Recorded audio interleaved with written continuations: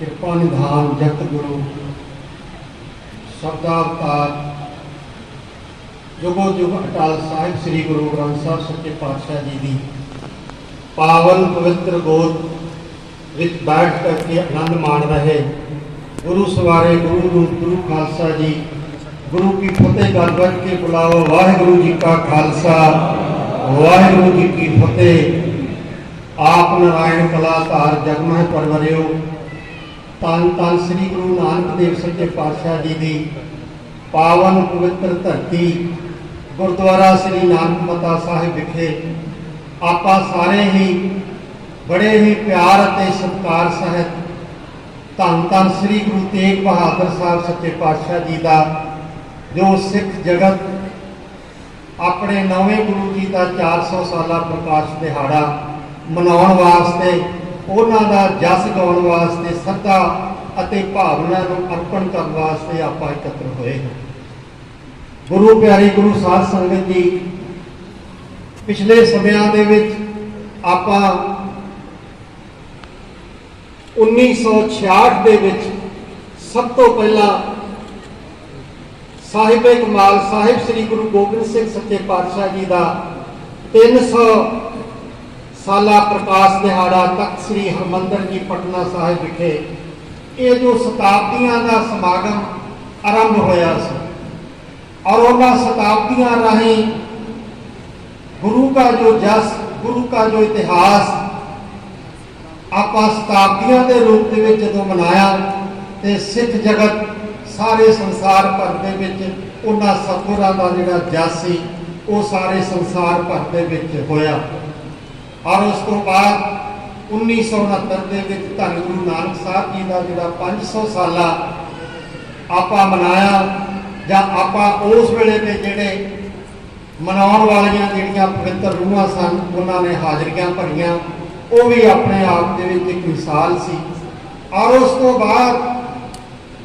300 साला 1975 के श्री गुरु तेग बहादुर साहब जी का जो आप शहीदी दिहाड़ा मनाया तो वह भी इस हिंदुस्तान के वसन वालियां जिहड़ियां कौमां सन उन्होंने भी एक बहुत बड़ा एक यतन होया सी। मैनूं याद है रामलीला ग्राउंड दे विच जिस वेले 300 साला समागम नगर कीर्तना के रूप के जदों चांदनी चौक दिल्ली दे विच गया ते उस वेले दिल्ली के जिहड़े कमेटी के प्रधान सन जथेदार संतोख सन रामलीला ग्राउंड दे विच बहुत बड़ा समागम होया 1975 दे विच। और उस वेले जिहड़ियां महान शख्सियतां सन उन्हां दे विच एक महान बहुत वड्डी शख्सियत सी दमदमी टकसाल के 13वें मुखी संत ज्ञानी करतार सिंह जी खालसा भिंडरा वाले सारिया संसार भरतियां उस वेले संत महापुरुष और श्रोमणी गुरुद्वारा प्रबंधक कमेटी के प्रधान उस वेले स्टेज पर विराजमान सन। मौके की हुकूमत मौके की प्रधानमंत्री इंदिरा गांधी भी उस स्टेज पर आई वो एक इतिहास बनया सी संगत की। जिस वेले श्रीमती इंदिरा गांधी स्टेज पर आई तो संगत उठ के खलो गई सारा सन्नाटा छा गया। तो उस वेले स्टेज पे एक मर्दे मुजाहद संत सिपाही संत बाबा करतार सिंह जी खालसा जी स्टेज पे खड़े हो गए। उन्होंने संबोधन किया संगत नूं। उन्होंने कहा संगत जी साहिब श्री गुरु ग्रंथ साहब सच्चे पातशाह जी की हजूरी दे विच आपां सारे सजे हाँ। ये जिहड़ी इंदिरा गांधी देश की प्रधानमंत्री आई आ ये पता नहीं किन्ने जन्म धार करके अगर ये अपना सिख कौम का जिहड़ा कि अगर कर्जा उतारन की कोशिश करे तो उतार नहीं सकती। आपां नूं इन्हां दे सत्कार दे विच उठना नहीं चाहिए। ये कोई साडी कौम के उत्ते एहसान करन नहीं आए। तो उस वेले जिहड़ी इंदिरा गांधी सी देखण लग पई कि ये कौन बोल रहा कि मैं हिंदुस्तान की मालक मैनू कौन मंगा रहा। ये 1975 के 300 साला रामलीला ग्राउंड के उस वेले वाਕਿਆ होया सी ਜਦੋਂ ਇੰਦਰਾ ਗਾਂਧੀ ਨੇ ਬੋਲਿਆ ਵੀ ਮੈਂ ਆਪਣੀ ਜਿਹੜੀਆਂ ਰਿਸ਼ਤੇ ਪਾ ਕਰਕੇ ਮੈਂ ਸਿੱਖ ਕੌਮ ਦੇ ਨਾਲ ਆਪਣੀ ਸਾਂਝ ਪਾਉਣੀ ਚਾਹੁੰਦੀ ਹਾਂ, ਤੇ ਜਦੋਂ ਸੰਤ ਬਾਬਾ ਕਰਤਾਰ ਸਿੰਘ ਜੀ ਦਾ ਸਮਾਂ ਆਇਆ ਉਹਨਾਂ ਨੇ ਕਿਹਾ ਇਹ ਕੌਮ ਜਿਹੜੀਆਂ ਹੈਗੀਆਂ ਇਹ ਰਿਸ਼ਤੇ ਪਾ ਕੇ ਆਪਣੀਆਂ ਸਾਂਝਾਂ ਨਹੀਂ ਬਣਾਉਂਦੀ, ਇਹ ਕੌਮਾਂ ਤਾਂ ਆਪਣੀਆਂ ਸ਼ਹੀਦੀਆਂ ਪਾ ਕਰਕੇ ਆਪਣੇ ਬਲਬੂਤੇ ਦੇ ਨਾਲ ਇਹ ਜੁੜੀਆਂ ਨੇ, ਕਦੀ ਇਹਨਾਂ ਨੇ ਆਪਣੀਆਂ ਸਾਂਝਾਂ ਜਿਹੜੀਆਂ ਰਿਸ਼ਤੇ ਦਾ ਪਾ ਕੇ ਨਹੀਂ ਪਾਈਆਂ। ਉਸ ਵੇਲੇ ਵੀ ਸੰਤ ਕਰਤਾਰ ਸਿੰਘ ਜੀ ਨੇ ਇਹ ਕੁਝ ਕੀਤਾ।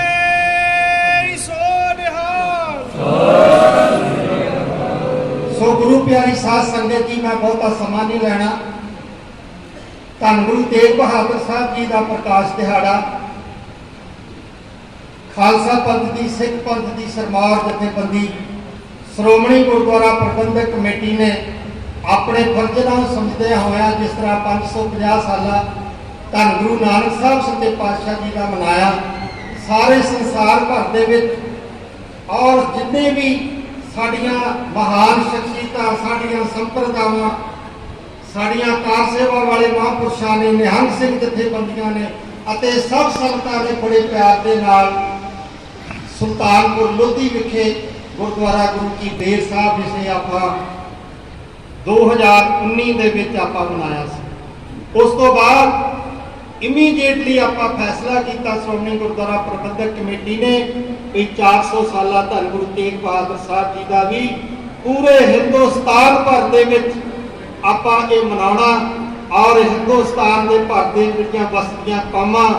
ਉਹਨਾਂ ਨੂੰ ਦੱਸਣ ਦੇ ਯਤਨ ਕਰਾਂਗੇ। ਜਿਹੜੇ ਮਨੋਵਾਦੀ ਲੋਕ ਇਹ ਕੌਮਾਂ ਨੂੰ ਵਿਗਾੜਦੇ ਨੇ, ਆਪਾਂ ਉਹਨਾਂ ਨੂੰ ਦੱਸੀਏ ਇਸ ਕੌਮ ਵਾਸਤੇ, ਇਸ ਹਿੰਦੂ ਕੌਮ ਨੂੰ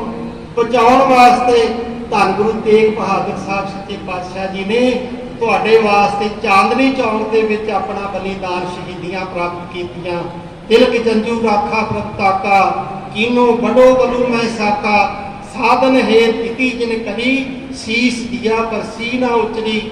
ਸੋ ਐਸੇ ਤੇਗ ਬਹਾਦਰ ਸਾਹਿਬ ਸੱਚੇ ਪਾਤਸ਼ਾਹ ਜੀ ਨੇ ਚਾਂਦਨੀ ਚੌਕ ਦੇ ਵਿੱਚ ਜਾ ਕਰਕੇ ਜਿਸ ਵੇਲੇ ਔਰੰਗਜ਼ੇਬ ਬਾਦਸ਼ਾਹ ਅਨਿਆਂ ਕਰ ਰਿਹਾ ਸੀਗਾ, ਧੱਕਾ ਚੋਰੀ ਦੇ ਨਾਲ ਧਰਮ ਦੀ ਤਬਦੀਲੀ ਹੋ ਰਹੀ ਸੀ, ਔਰ ਜਿਸ ਵੇਲੇ ਕਸ਼ਮੀਰੀ ਪੰਡਤ ਅਨੰਦਪੁਰ ਸਾਹਿਬ ਦੀ ਧਰਤੀ ਤੇ ਚੱਲ ਕਰਕੇ ਆਏ ਸਨ, ਤੇ ਜਦੋਂ ਗੁਰੂ ਗੋਬਿੰਦ ਸਿੰਘ ਸੱਚੇ ਪਾਤਸ਼ਾਹ ਜੀ ਨੇ ਬਾਲ ਅਵਸਥਾ ਦੇ ਵਿੱਚ ਜਦੋਂ ਪੁੱਛਿਆ ਇਹ ਗੁਰੂ ਤੇਗ ਬਹਾਦਰ ਸਾਹਿਬ ਪਿਤਾ ਜੀ ਇਹ ਕੌਣ ਲੋਕ ਆਏ ਨੇ, ਤਾਂ ਉਸ ਵੇਲੇ ਗੁਰੂ ਤੇਗ ਬਹਾਦਰ ਸਾਹਿਬ ਜੀ ਨੇ ਆਪਣੇ ਬਾਲ ਅਵਸਥਾ ਦੇ ਵਿੱਚ ਪੁੱਤਰ ਨੂੰ ਕਿਹਾ ਇਹਨਾਂ ਦਾ ਧਰਮ ਖਤਰੇ ਦੇ ਵਿੱਚ ਹੈ, ਇਹ ਔਰੰਗਜ਼ੇਬ ਬਾਦਸ਼ਾਹ ਇਹਨਾਂ ਦਾ ਧਰਮ ਨੂੰ ਮਿਟਾ ਰਿਹਾ ਹੈ ਔਰ ਰੋਜ਼ ਸਵਾ ਮਣ ਪੱਕੇ ਜਿਹੜੇ ਜਨੇਊ ਉਤਾਰ ਰਿਹਾ ਹੈ। ਸੋ ਉਸ ਵੇਲੇ ਕਿਹਾ ਕਿਵੇਂ ਬਚ ਸਕਦੇ ਹਨ, ਤਾਂ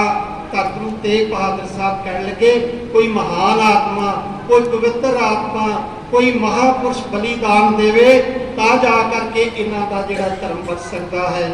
ਸੋ ਸੱਚੇ ਪਾਤਸ਼ਾਹ ਜੀ ਕਹਿਣ ਲੱਗੇ ਤੁਹਾਡੇ ਤੋਂ ਵੱਡਾ ਕੌਣ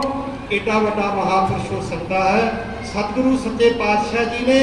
ਆਪਣੇ ਬਾਲ ਗੁਰੂ ਨੌਵੇਂ ਪਾਤਸ਼ਾਹ ਗੁਰੂ ਗੋਬਿੰਦ ਰਾਏ ਜੀ ਨੇ ਆਪਣੇ ਪਿਤਾ ਜੀ ਨੂੰ ਆਪ ਧਰਮ ਦੀ ਰੱਖਿਆ ਵਾਸਤੇ ਤੋਰਦੇ ਹਨ ਔਰ ਉੱਥੋਂ ਸੱਚੇ ਪਾਤਸ਼ਾਹ ਜੀ ਐਲਾਨ ਕਰਦੇ ਹਨ ਔਰੰਗਜ਼ੇਬ ਬਾਦਸ਼ਾਹ ਜੀ ਨੂੰ ਅਸੀਂ ਦਿੱਲੀ ਪਹੁੰਚਾਂਗੇ, ਜੇ ਸਾਨੂੰ ਤੁਸੀਂ ਤਬਦੀਲ ਕਰਾ ਲਿਆ ਤਾਂ ਆਪਣੇ ਆਪ ਇਸ ਹਿੰਦੁਸਤਾਨ ਦੇ ਵਿੱਚ ਲੋਕ ਧਰਮ ਤਬਦੀਲ ਕਰ ਲੈਣਗੇ, ਮੁਸਲਮਾਨ ਬਣ ਜਾਣਗੇ। ਸਤਿਗੁਰੂ ਤੇਗ ਬਹਾਦਰ ਸਾਹਿਬ ਨਿਰਣਾ ਕਰਕੇ ਯਾਤਰਾ ਨੂੰ ਤੁਰ ਪਏ ਨੇ, ਆਗਰੇ ਜਾਂਦੇ ਨੇ, ਉੱਥੇ ਉਸ ਯਾਲੀ ਦਾ ਭਲਾ ਕਰਦੇ ਨੇ, ਉਹਦੀ ਗਰੀਬੀ ਦੂਰ ਕਰਦੇ ਨੇ, ਉੱਥੇ ਚਾਂਦਨੀ ਚੌਕ ਦੇ ਵਿੱਚ ਆ ਜਾਂਦੇ ਨੇ ਔਰ ਜਿਸ ਵੇਲੇ ਔਰੰਗਜ਼ੇਬ ਬਾਦਸ਼ਾਹ ਉਹ ਜਿਹੜੀ ਭੂਤਾ ਵਾਲੀ ਹਵੇਲੀ ਸੀ ਉਹਦੇ ਵਿੱਚ ਜਿਸ ਵੇਲੇ ਉਹਨਾਂ ਦਾ ਵਾਸਾ ਕਰਦੇ ਨੇ ਤੇ ਉਹ ਜਿਹੜਾ ਭੂਤ ਸੀਗਾ ਜਿੰਨੇ ਬੜੀ ਦਹਿਸ਼ਤ ਪਾਈ ਹੋਈ ਸੀ, ਸਤਿਗੁਰੂ ਪਾਤਸ਼ਾਹ ਜਦੋਂ ਉਹਨੇ ਗੰਨੇ ਭੇਟ ਕੀਤੇ ਤੇ ਜਿਹੜੇ ਮਹਾਰਾਜ ਨੇ ਗੰਨੇ ਜੁੱਪੇ ਸੀ ਜਿਹੜੀਆਂ ਉਹ ਸਿੰਘਾਂ ਛੁੱਟੀਆਂ, ਉਹ ਜਿਹੜੇ ਭੂਤ ਨੇ ਜਦੋਂ ਜੁੱਪੀਆਂ ਦੇ ਉਹਦਾ ਵੀ ਉਤਾਰ। ਔਰ ਦਿੱਲੀ ਦੇ ਵਿੱਚ ਐਸਾ ਵਾਤਾਵਰਣ ਸੀ,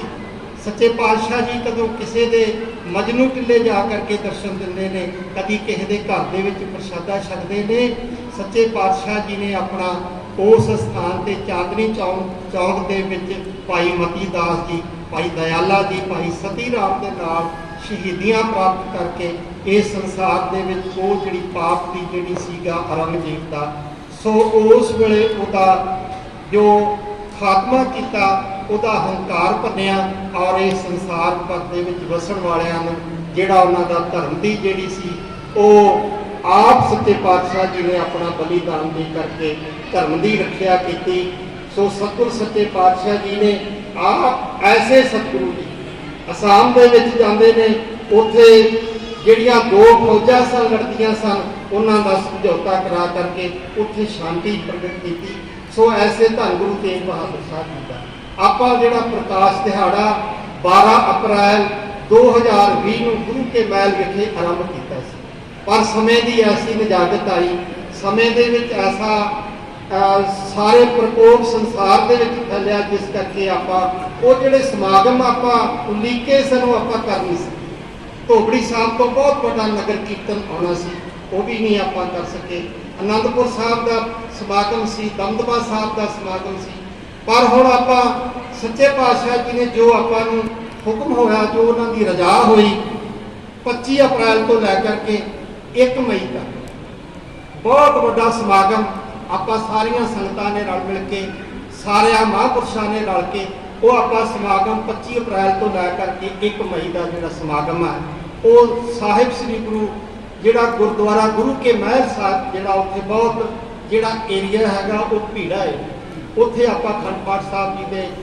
ਭੋਗ ਆਰੰਭ ਕਰਕੇ ਭੋਗ ਪਾਵਾਂਗੇ, ਕੀਰਤਨ ਹੋਏਗਾ। ਲੇਕਿਨ ਜਿਹੜਾ ਵੱਡੇ ਪੰਡਾਲ ਨੇ ਉਹ ਸ਼ਹਿਰ ਦੇ ਵਿੱਚ ਖੁੱਲ੍ਹੇ ਥਾਵਾਂ ਤੇ ਆਪਾਂ ਸਾਰਿਆਂ ਨੇ ਮਨਾਉਣਾ, ਸਾਰਿਆਂ ਸੰਗਤਾਂ ਨੇ ਉਹਦੇ ਵਿੱਚ ਹਾਜ਼ਰੀ ਭਰਨੀ। ਅੱਜ ਦਾ ਸਮਾਗਮ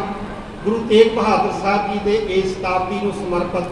ਸੋ ਇੱਥੋਂ ਦੀ ਜਿਹੜੀ ਗੁਰਦੁਆਰਾ ਸਾਹਿਬ ਦੀ ਕਮੇਟੀ, ਸਾਡੇ ਬਹੁਤ ਹੀ ਸਤਿਕਾਰਯੋਗ ਸਰਦਾਰ ਸੇਵਾ ਸਿੰਘ ਅਤੇ ਇਹਨਾਂ ਦੀ ਨਾਲ ਜਿੰਨੀ ਟੀਮ,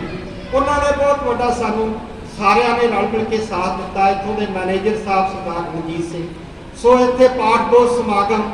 ਗੁਰਬਾਣੀ ਸੁੱਧ ਪਾਠ ਸਮਾਗਮ 1 ਮਾਰਚ ਤੋਂ ਆਰੰਭ ਹੋਏ ਸਨ। ਬਹੁਤ ਸਾਰੀਆਂ ਸੰਗਤਾਂ ਨੇ ਸ਼ਰਧਾ ਭਾਵਨਾ ਦੇ ਨਾਲ ਉਹਦੇ ਵਿੱਚ ਹਿੱਸਾ ਲਿਆ, ਉਹਦਾ ਲਾਹਾ ਪ੍ਰਾਪਤ ਕੀਤਾ। ਅੱਜ ਦੇ ਦੀਵਾਨ ਸਜਾਏ ਆਪਾਂ, ਭਾਵੇਂ ਇਹ 400 ਸਾਲਾਂ ਦੇ ਦੀਵਾਨ ਆਪਾਂ ਜਿਸ ਤਰ੍ਹਾਂ ਗੁਰੂ ਨਾਨਕ ਸਾਹਿਬ ਜੀ ਦੇ ਸ਼ਤਾਬਦੀ ਵੇਲੇ ਆਪਾਂ ਸਾਰੇ ਹੀ ਕੋਈ 17-18 ਸਮਾਗਮ ਵੱਖੋ ਵੱਖਰੇ ਸਥਾਨਾਂ ਤੇ ਕੀਤੇ ਸਨ, ਉਸ ਤਰ੍ਹਾਂ ਆਪਾਂ ਕਰਨੇ ਸਨ, ਪਰ ਸਮੇਂ ਨੇ ਇਜਾਜ਼ਤ ਨਹੀਂ ਦਿੱਤੀ। ਗੁਰੂ ਸੰਗਤ ਜੀ ਜਦੋਂ ਆਪਾਂ 1 ਮਈ ਨੂੰ 400 ਸਾਲਾ ਸ਼ਤਾਬਦੀ ਸਮਾਗਮ ਆਪਾਂ ਮਨਾ ਕੇ ਸਾਰੀਆਂ ਸੰਸਥਾਵਾਂ ਨੇ ਸਾਰੇ ਮਹਾਂਪੁਰਸ਼ਾਂ ਦੇ ਨਾਲ ਰਲ ਕੇ ਆਪਾਂ ਫੈਸਲਾ ਕੀਤਾ 1 ਮਈ ਤੋਂ ਬਾਅਦ ਸਾਰਾ ਸਾਲ ਭਰ 2022 ਤੱਕ ਧੰਨ ਗੁਰੂ ਤੇਗ ਬਹਾਦਰ ਸਾਹਿਬ ਜੀ ਨੂੰ ਆਪਾਂ ਯਾਦ ਕਰਨਾ, ਆਪਾਂ ਉਹਨਾਂ ਦੀ ਸ਼ਤਾਬਦੀ ਮਨਾਉਣੀ, ਆਪਾਂ ਉਹਨਾਂ ਦੇ ਇਤਿਹਾਸ ਤੋਂ ਥਾਵਾਂ-ਥਾਵਾਂ ਤੇ ਜਾ ਕਰਕੇ ਗੁਰਮਤਿ ਸਮਾਗਮ ਕਰਨੇ ਅਤੇ ਸਾਡਾ ਇੱਥੋਂ ਦਾ ਜਿਹੜਾ ਪ੍ਰਚਾਰ ਪ੍ਰਸਾਰ ਦਾ ਜੋ ਮਾਧਿਅਮ ਸ਼੍ਰੋਮਣੀ ਗੁਰਦੁਆਰਾ ਪ੍ਰਬੰਧਕ ਕਮੇਟੀ ਨੇ, ਸਾਡੇ ਪਿਛਲੇ ਪ੍ਰਧਾਨਾਂ ਨੇ ਜੋ ਇੱਥੇ ਸਥਾਪਿਤ ਕੀਤੇ ਨੇ, ਉਹਨਾਂ ਦੇ ਰਾਹੀਂ ਵੀ ਮੈਂ ਸਾਰੇ ਪ੍ਰਚਾਰਕ ਸਹਿਬਾਨਾਂ ਨੂੰ, ਇੰਚਾਰਜ ਸਹਿਬਾਨਾਂ ਨੂੰ ਰਲ ਕੇ ਮੈਂ ਬੇਨਤੀ ਕੀਤੀ ਹੈ। ਸਾਡੇ ਇੱਥੋਂ ਦੇ ਇੰਚਾਰਜ ਸਰਦਾਰ ਗਿਆਨੀ ਹਰਜਿੰਦਰ ਸਿੰਘ ਜੀ, ਖਾਪੜ ਮਿਸ਼ਨ ਦੇ ਸਾਡੇ ਬਹੁਤ ਹੀ ਮਿਹਨਤੀ ਇਨਸਾਨ ਨੇ, ਹੋਣਹਾਰ ਨੇ ਸਰਦਾਰ ਗੁਰਪਾਲ ਸਿੰਘ ਜੀ, ਔਰ ਇੱਥੋਂ ਦੇ ਕਮੇਟੀ ਦੇ ਪ੍ਰਧਾਨ ਸਰਦਾਰ ਸੇਵਾ ਸਿੰਘ ਜੀ ਉਹਨਾਂ ਨਾਲ ਅਸੀਂ ਸਾਰੀ ਵਿਚਾਰ ਕੀਤੀ ਆ ਵੀ ਆਪਾਂ ਸਾਰਾ ਸਾਲ ਭਰ ਇੱਕ ਤੇ ਆਪਾਂ 4-4 ਪਿੰਡਾਂ ਦੇ ਵਿੱਚ ਇਕੱਠੇ ਹੋ ਕਰਕੇ ਸਾਡੇ ਪ੍ਰਚਾਰਕ ਸਹਿਬਾਨ ਤੁਹਾਡੇ ਕੋਲੇ ਆਉਣਗੇ। ਆਪਾਂ ਬੱਚਿਆਂ ਨੂੰ ਨਿਤਨੇਮ ਦੀ ਸੰਥਿਆ ਦੇਈਏ, ਆਪਾਂ ਰਹਿ ਰਾਸ ਸਾਹਿਬ ਕੀਰਤਨ ਸੋਲੇ ਦਾ ਆਪਾਂ ਬੱਚਿਆਂ ਨੂੰ ਸੰਥਿਆ ਦੇਈਏ, ਤਾਂ ਕਿ ਜਿਹੜੇ ਬੱਚੇ ਨੇ ਸਾਡੇ ਉਹ ਸੁੱਧ ਬਾਣੀ ਪੜ੍ਹ ਸਕਣ। ਕੌਮਾਂ ਹਮੇਸ਼ਾ ਹੀ ਕੌਮ ਕੋਲੇ ਅਗਰ ਸੁੱਧ ਬਾਣੀ ਆ ਤੇ ਸਾਡੇ ਕੋਲੇ ਸੁੱਧ ਇਤਿਹਾਸ ਆ ਤੇ ਜਿਹੜੀ ਕੌਮ ਆ ਹਮੇਸ਼ਾ ਹੀ ਚੜ੍ਹਦੀ ਕਲਾ ਜਾਵੇਗੀ। ਜਦੋਂ ਦੋ ਚੀਜ਼ਾਂ ਦੇ ਵਿੱਚ ਕਿਤੇ ਰਲੇਵਾਂ ਹੋ ਜਾਵੇ ਨਾ, ਸਾਡੀ ਗੁਰਬਾਣੀ ਵੀ ਜਦੋਂ ਆਪਾਂ ਸੁੱਧ ਪੜ੍ਹਨੋਂ ਹਟ ਜਾਈਏ ਤੇ ਸਾਡਾ ਜਿਹੜਾ ਇਤਿਹਾਸ ਆ ਮਾਨਮੱਤਾ ਉਹਦੇ ਵਿੱਚ ਵੀ ਜਦੋਂ ਕਿਤੇ ਮਿਲਾਵਟ ਹੋ ਜਾਵੇ ਤੇ ਉਦੋਂ ਕੌਮਾਂ ਨੂੰ ਢਾਹ ਲੱਗਦੀ। ਇੱਕ ਤੇ ਆਪਾਂ ਹਮੇਸ਼ਾ ਹੀ ਜਿਹੜਾ ਆਪਣਾ ਸਤਿਗੁਰਾਂ ਦਾ ਇਤਿਹਾਸ, ਖਾਲਸਾ ਪੰਥ ਦਾ ਆਪਣਾ ਇਤਿਹਾਸ, ਮਾਨਮੱਤਾ ਇਤਿਹਾਸ ਆ, ਉਹਨਾਂ ਨੂੰ ਆਪਾਂ ਹਮੇਸ਼ਾ ਹੀ ਉਹਦੇ ਵਿੱਚ ਕਦੀ ਮਿਲਾਵਟ ਨਾ ਹੋਣ ਦਈਏ। ਤੇ ਜਿਹੜੀ ਗੁਰੂ ਕੀ ਬਾਣੀ ਆ ਉਹ ਹਰ ਸਿੱਖ ਸਵੇਰੇ ਅੰਮ੍ਰਿਤ ਵੇਲੇ ਉੱਠ ਕੇ ਉਹ ਸੁੱਧ ਪਾਠ, ਉਹਦੀਆਂ ਲਗਾ ਮਾਤਰਾ ਦਾ ਉਹਨੂੰ ਖਿਆਲ ਹੋਵੇ। ਇਹ ਆਪਾਂ ਤਾਂ ਕਰ ਸਕਦੇ ਆ, ਆਪਾਂ ਆਉਣ ਵਾਲੇ ਬੱਚਿਆਂ ਨੂੰ ਇਸ ਪਾਸੇ ਲਾਈਏ। ਸੋ ਸਾਡੀਆਂ ਜਿਹੜੀਆਂ ਮਿਸ਼ਨ ਨੇ, ਕਾਸ਼ੀਪੁਰ, ਰਾਹਤਪੁਰ ਮਿਸ਼ਨ, ਅੱਗੇ ਵੀ ਜਿੰਨੇ ਨੇ ਉਹ ਤੁਹਾਡੇ ਤੱਕ ਪਹੁੰਚ ਕਰਨਗੇ। ਔਰ ਆਪ ਸੰਗਤਾਂ ਇਹੋ ਜਿਹੇ ਸਮਾਗਮਾਂ ਦੇ ਵਿੱਚ ਤੁਸੀਂ ਸਹਿਯੋਗ ਦਿਓ। ਜੇ ਸਮੇਂ ਨੇ ਇਜਾਜ਼ਤ ਦਿੱਤੀ ਫਿਰ ਆਪਾਂ ਆਉਣ ਵਾਲੇ ਸਮੇਂ ਦੇ ਵਿੱਚ ਸਾਰੇ ਹੀ ਮਹਾਂਪੁਰਸ਼ਾਂ ਨੂੰ ਨਾਲ ਲੈ ਕਰਕੇ ਜਿੱਥੋਂ ਤੱਕ ਵੀ ਇਸ ਯੂਪੀ ਖੇਤਰ ਦੇ ਵਿੱਚ ਸਿੱਖ ਸੰਗਤਾਂ ਵਸਦੀਆਂ ਨੇ ਉੱਥੋਂ ਤੱਕ ਤੁਹਾਡੇ ਤੱਕ ਪਹੁੰਚ ਕਰਾਂਗੇ। ਔਰ ਇੱਥੋਂ ਤੱਕ ਜਿਹੜੀ ਸਾਡੀ ਸ਼੍ਰੋਮਣੀ ਗੁਰਦੁਆਰਾ ਪ੍ਰਬੰਧਕ ਕਮੇਟੀ ਵੱਲੋਂ ਜੋ ਇੱਕ ਵੀਡੀਓ ਵਾਇਰਲ ਹੈ ਜਿਹਦੇ ਵਿੱਚ ਧਾਰਮਿਕ ਫਿਲਮਾਂ ਨੇ, ਸਤਿਗੁਰੂ ਤੇਗ ਬਹਾਦਰ ਸਾਹਿਬ ਜੀ ਦੀ ਸ਼ਹੀਦੀ ਉਹਦੇ ਵਿੱਚ ਫਿਲਮਾਂ ਨੇ, 4 ਸਾਹਿਬਜ਼ਾਦਿਆਂ ਦੀਆਂ ਫਿਲਮਾਂ ਨੇ, ਉਹ ਸਾਡੇ ਪ੍ਰਚਾਰਕ ਸਹਿਬਾਨ ਤੁਹਾਡੇ ਗੁਰਦੁਆਰਾ ਸਾਹਿਬ ਤੱਕ ਜਾਣਗੇ। ਤੁਸੀਂ ਉਹਦੇ ਵਿੱਚ ਵੀ ਸਹਿਯੋਗ ਦੇਵੋ ਔਰ ਉੱਥੇ ਸਾਡੇ ਪ੍ਰਚਾਰਕ ਸਹਿਬਾਨ ਵੀ ਜਾਣਗੇ।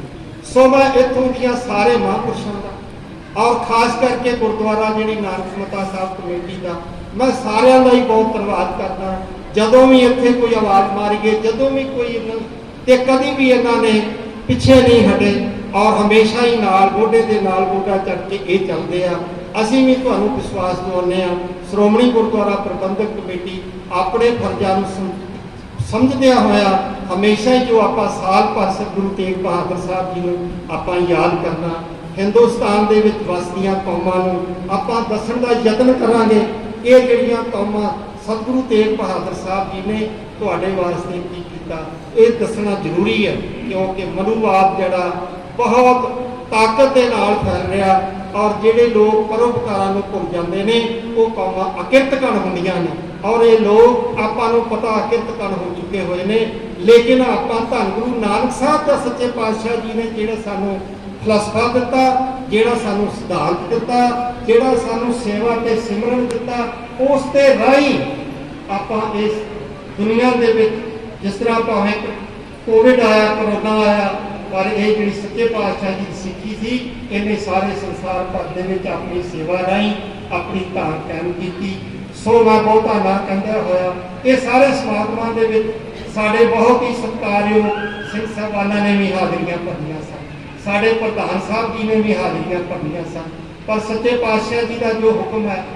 ਆਪਾਂ ਜੋ ਪ੍ਰਕੋਪ ਚੱਲ ਰਿਹਾ ਜਾਂ ਥੋੜਾ ਸਮਾਂ ਰਹਿ ਗਿਆ ਸ਼ਤਾਬਦੀਆਂ ਵਿੱਚ ਬਹੁਤ ਵੱਡੇ ਝਮੇਲੇ, ਬਹੁਤ ਵੱਡੀਆਂ ਜ਼ਿੰਮੇਵਾਰੀਆਂ ਨੇ। ਆਉਣ ਵਾਲੇ ਸਮੇਂ ਦੇ ਵਿੱਚ ਆਪ ਦੇ ਸੰਗਤਾਂ ਦੇ ਵਿੱਚ ਵੱਡੇ ਸਮਾਗਮ ਰੱਖਾਂਗੇ। ਆਸ ਕਰਦੇ ਹਾਂ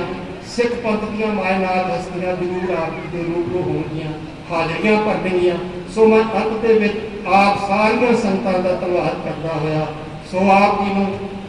ਇਸ ਗੁਰੂ ਤੇਗ ਬਹਾਦਰ ਸਾਹਿਬ ਸੱਚੇ ਪਾਤਸ਼ਾਹ ਜੀ ਦੇ 400 ਸਾਲਾ ਸ਼ਤਾਬਦੀ ਦੇ ਵਿੱਚ ਆਪ ਜੀ ਨੂੰ ਲੱਖ ਲੱਖ ਵਧਾਈਆਂ ਪੇਸ਼ ਕਰਦਾ ਹਾਂ ਔਰ ਇਹ ਸੱਚੇ ਪਾਤਸ਼ਾਹ ਦਾ ਜਿਹੜਾ ਗੁਰੂ ਘਰ ਦਾ ਸ਼ਹੀਦੀਆਂ ਆਪਾਂ ਘਰ ਘਰ ਤੱਕ ਪਹੁੰਚਾ ਸਕੀਏ। ਇਹੀ ਸਾਡੀ ਬਹੁਤ ਵੱਡੀ ਜਿਹੜੀ ਇੱਕ ਆਪਣੀ ਤਿਲਫੁਲ ਦੀ ਇੱਕ ਸੇਵਾ ਹੋਵੇਗੀ। ਬਹੁਤ ਬਹੁਤ ਧੰਨਵਾਦ। ਵਾਹਿਗੁਰੂ ਜੀ ਕਾ ਖਾਲਸਾ, ਵਾਹਿਗੁਰੂ ਜੀ